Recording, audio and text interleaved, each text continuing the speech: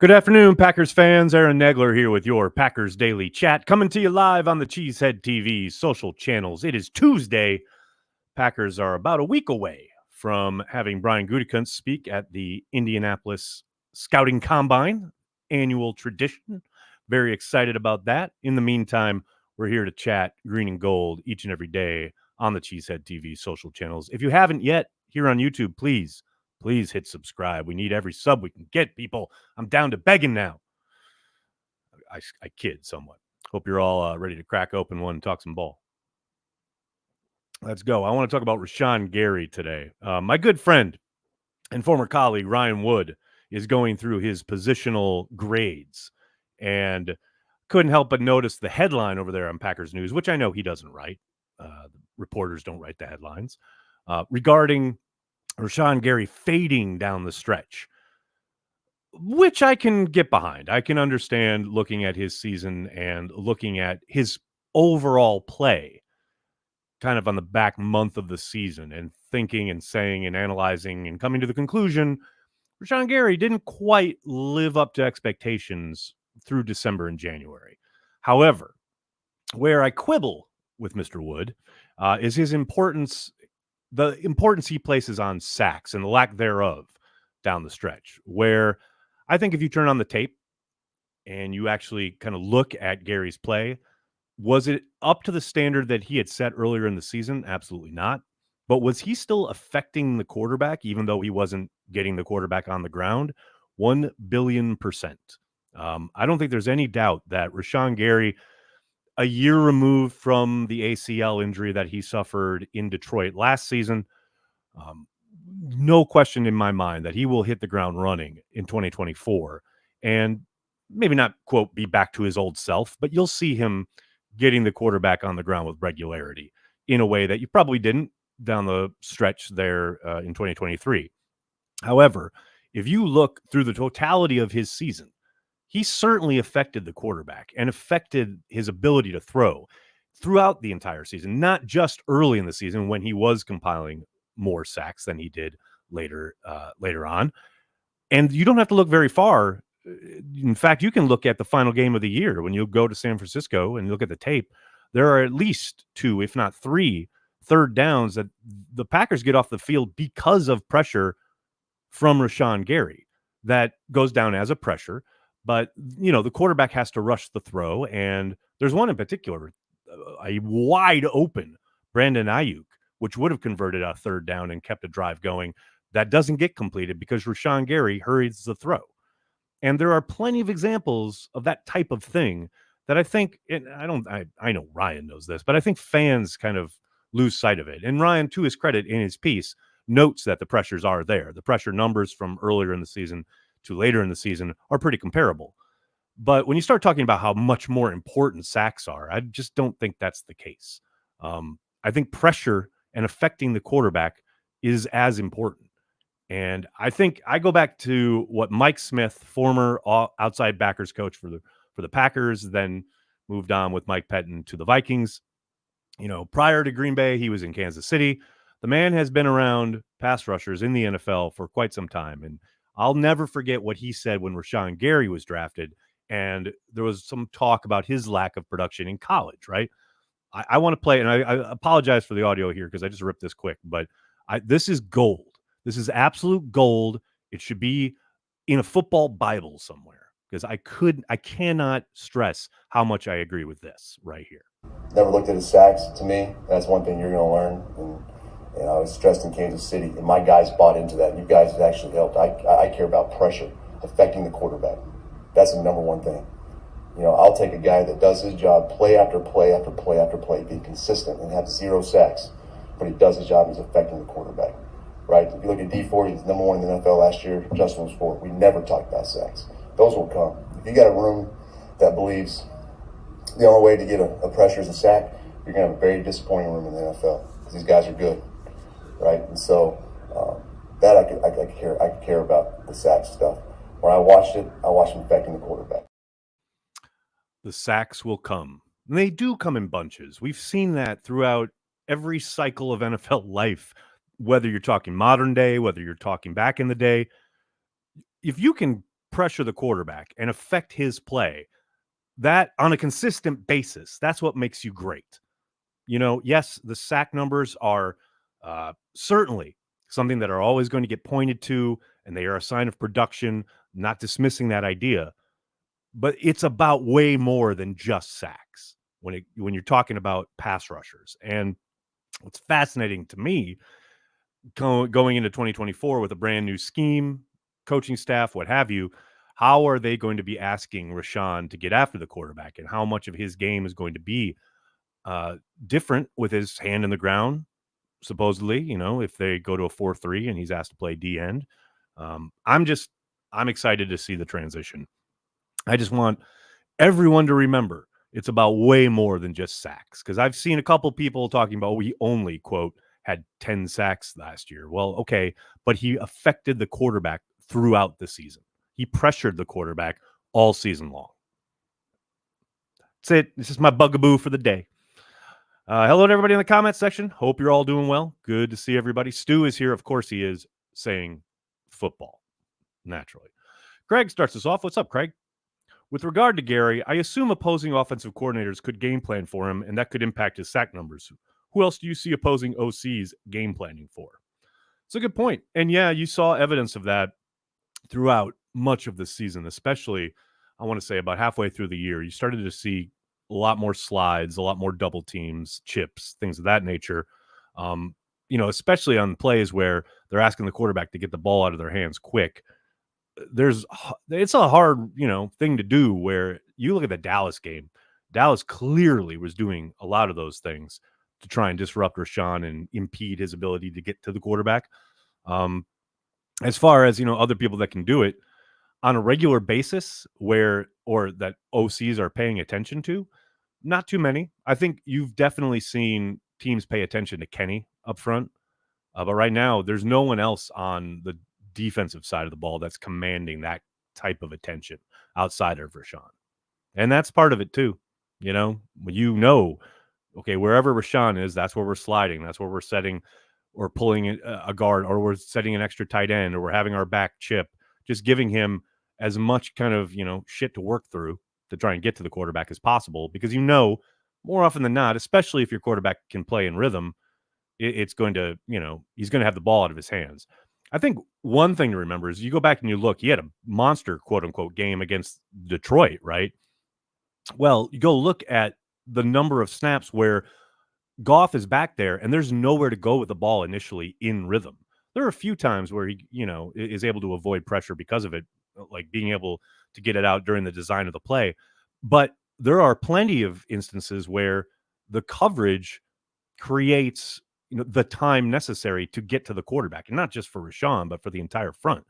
Those are the games that you point to where you're like, that's the standard, right? Where both rush and coverage are working in tandem. And of course, Joe Barry's 3 years, that was a rare occurrence. But yeah, as far as like guys that defensive coordinators are paying attention to the same way as Rashan Gary, that's pretty few and far between. Brandy, that's exactly what I'm talking about. How important is teamwork in pressuring the quarterback? It's incredibly important, because you want to be able to at least give the quarterback a second or two to pause because his first read isn't there, or, the rhythm of the play is disrupted because of whatever route combo you're trying to take advantage of downfield. Well, now the secondary is taking that away, and you've got to come back to your second or backside read, and now there's pressure in your face. It's incredibly important. Absolutely. What's up? What's your thoughts on direction we go? First pick. Thanks, Aaron. What's up, Callum?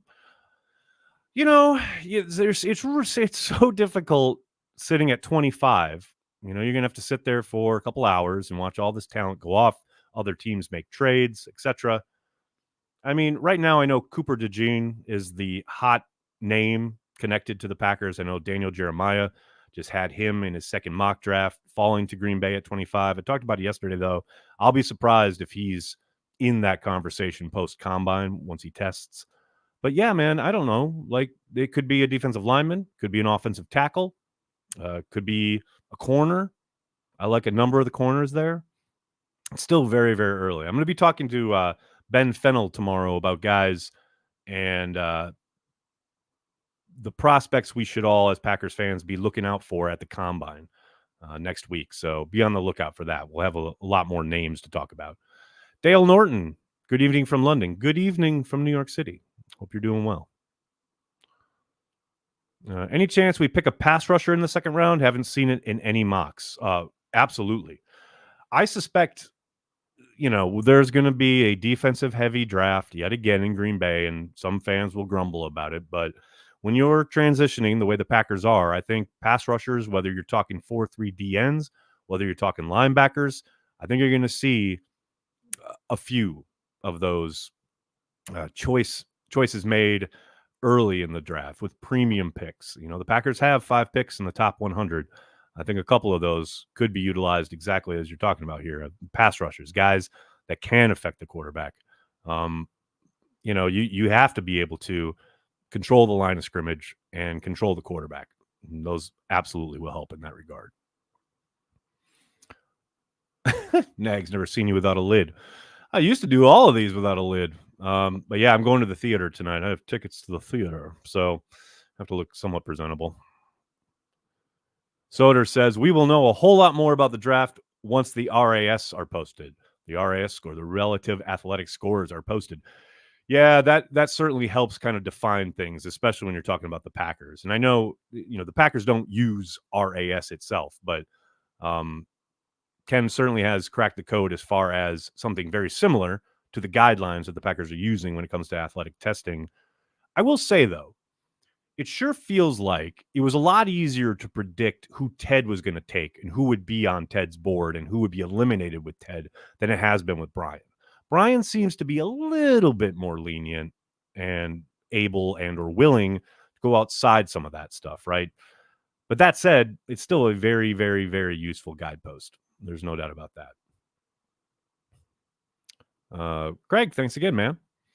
If Hafley really does push the press man scheme, do you see Goody breaking the mold and going for bigger, more physical corners? I don't know if that's really breaking the mold. I think there's a chance that, yes, he looks at cornerback in the draft, regardless of their makeup, if they can play a bit more sticky coverage. I think that's always on offer, right? No matter what scheme you're running, you're going to need him. But, I don't think he's going to make wild swings outside of their normal athletic profile. But we'll see, man. He's surprised me a couple times in his last couple drafts, whether it's taking, Walker where he did in the first round a couple years ago, whether it was Jaden Reed last year.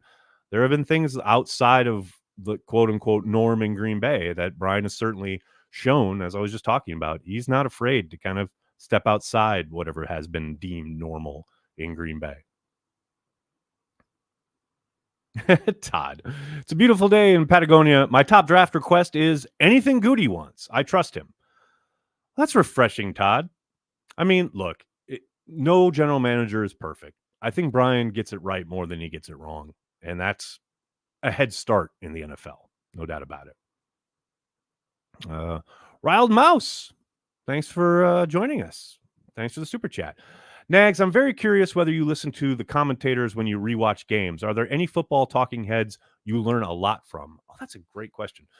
It depends. If I'm looking at schematic stuff, like I'm trying to figure out, what they ran on this play, or why did that guy get wide open, or what protection breakdown happened, or things of that nature, I don't watch the broadcast. I'm always looking at the all 22, the coach's tape, right? But in my quote leisure time, I was doing this literally this morning. I was rewatching the Broncos game from this past season, and they're more often than not, it's just kind of noise in the background that I'm really not paying attention to.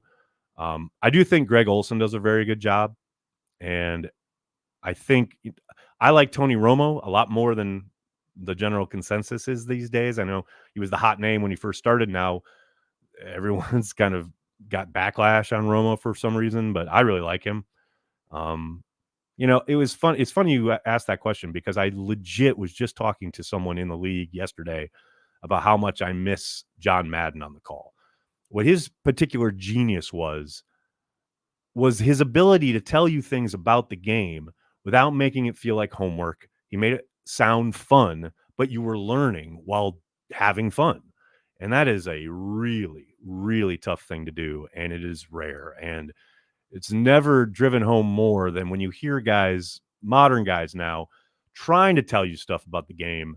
But man, it just sounds, well, they're, the cover 2 slice and the cover 4, and they're doing down this linebacker, this pin and pull, and this is why this guy does this. And like, man, why'd that guy get wide open? Like, that's all I'm asking.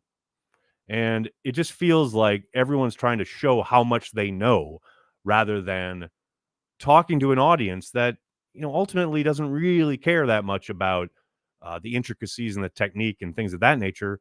They want to be entertained. Yes, they want to understand why things happen. But at some point, you drill down too far and people's eyes just glaze over. I've really found this out through many, many, many years of producing football content. I talked about it a lot here. People just don't want homework. You see a sack and you get the protection breakdown and you get somebody to break it down about why that blitz worked, right? And there are some guys who can do a very good job in very few words, and there are others who have to give you all the information, and you're kind of lost in an analysis paralysis, But hey, look, there are plenty of people in the football world who like that kind of stuff, and that content is good for them, right? But I think as a general audience, you're talking television commentators, that's a tricky road to walk. Brady will probably be really good. Reese Davies, first of all, great handle. Second of all, I very much agree. I'm very much looking forward, mostly because I'm curious, but I think he will be good. I think it's going to be fascinating to watch a guy who played at such a high level, who's already made some waves, in his post-playing career, talking about how poor the quarterback play is and how, the NFL has really changed in regards to protecting players and not giving them the responsibility to protect their teammates with higher level play, etc.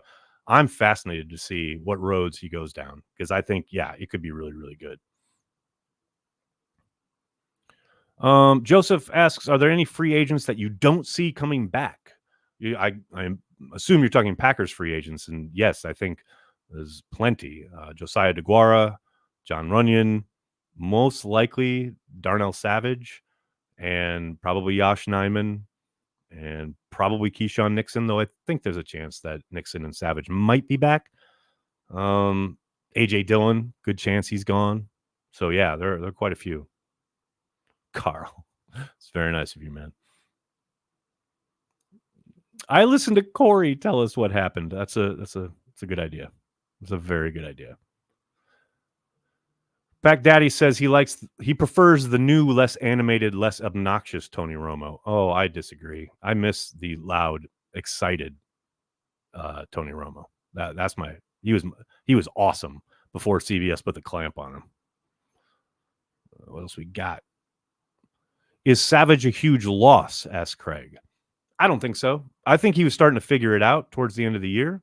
I don't doubt for a moment that if he hits the market and doesn't find a decent contract, that he's back. There's a chance he's back in Green Bay on maybe like a 1-year deal. Man, at some point you've been in the NFL for how many years now? 5 years, and still missing tackles and still taking bad angles and still costing your team. I don't know, man. It's tough for me to say that'd be a huge loss. That's just me.